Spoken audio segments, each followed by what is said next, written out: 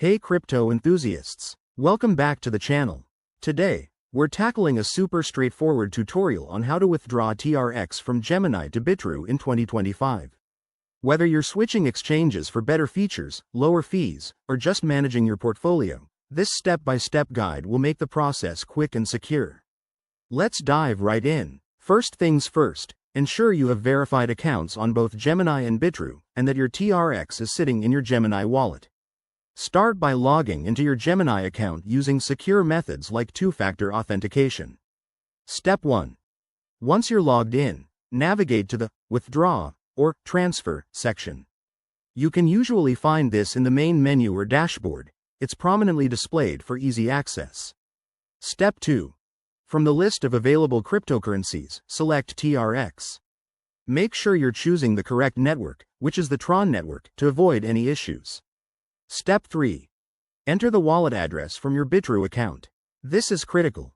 Double-check the address to prevent sending your funds to the wrong place.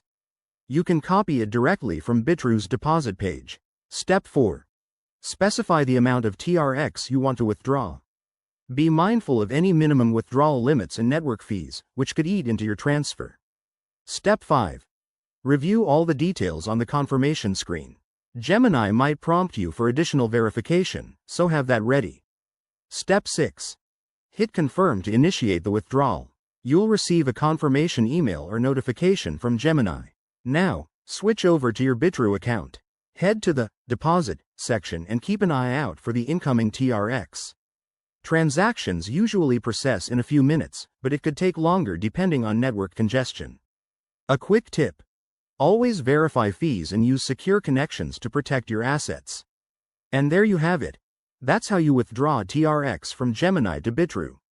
If this helped you out, smash that like button, subscribe for more crypto tips, and drop a comment below. Thanks for watching, and stay crypto savvy.